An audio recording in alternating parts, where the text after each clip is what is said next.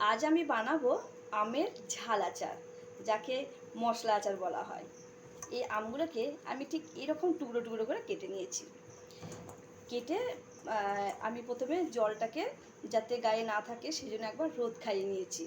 তারপর শুকনো অবস্থায় নিয়ে এসে আমটার মধ্যে আমি আবার নুন হলুদ মাখিয়ে রেখেছিলাম। তারপর একটু জল বেরিয়ে গেছিলো, সেই জলটাকে ফেলে দিয়ে আমি আমটাকে আজকে আরেকবার রোদ খাইয়ে নিয়েছি। দুদিকটাই ভালো করে রোদ খাইয়ে নিয়েছি, একদম পুরো শুকনো হয়ে গেছে। এবার আমি এই আমটার মধ্যে মশলা মাখিয়ে আচারটা বানাবো।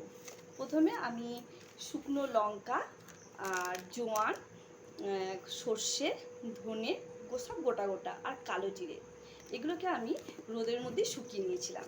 তারপর মিক্সির মধ্যে এটা পিষে নিয়েছি। এবার এই মশলাটা আমি এই আমের মধ্যে ঢেলে দিলাম।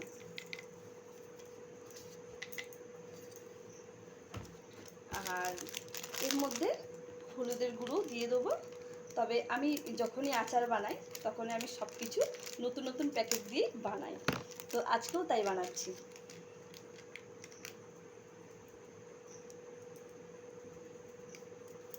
হলুদের গুঁড়ো দিয়ে দিলাম।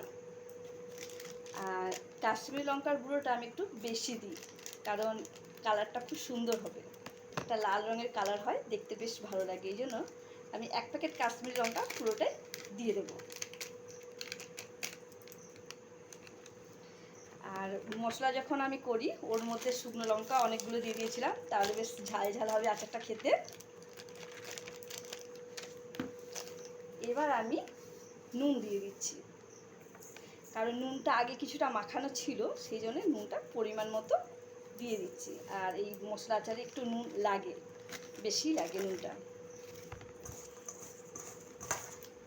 এবার এটাকে ভালো করে হাতে করে সুন্দর করে নাড়িয়ে চাড়িয়ে মেখে নিলাম।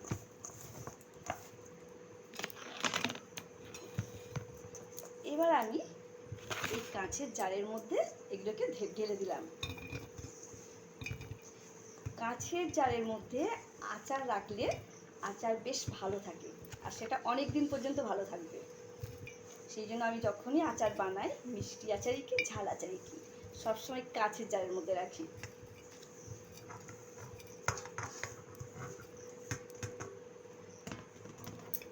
আর আচার বানালে আমি একটু ফরচুনের সরষের তেলটা ব্যবহার করি, তবে ইঞ্জিন বা গণেশের তেলও খুবই ভালো হয়।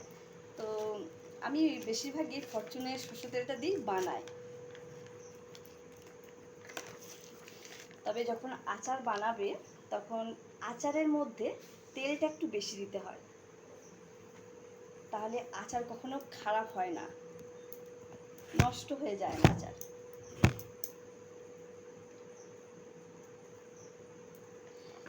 এই আচারের তেলটা দিয়েও অনেক কিছু রেসিপি করা যায়, সেই জন্য তেল একটু বেশিই দিই। এবার আচারটা মোটামুটি রেডি। একটা চামচ দিয়ে ভালো করে নাড়িয়ে চাড়িয়ে নিতে হবে। আর এটাকে 7 থেকে 10 দিন রোদের মধ্যে রাখতে হবে, আর চামচ দিয়ে ভালো করে নাড়িয়ে নিতে হবে। তাহলে আচারের যে আমটা ওটা আস্তে আস্তে নরম হয়ে যাবে এবং খাওয়ারও উপযুক্ত হয়ে যাবে, একদম পুরো দোকানের মতো আচার। আর আমি এটা খুব কম সময়ের মধ্যে করে নিলাম, নাহলে বড় করলে অনেকটা দেখাতে গেলে পুরোটা অনেকটা বড় হয়ে যাবে, সেই জন্য ছোটোর মধ্যে করে দিলাম। বাই, আসি।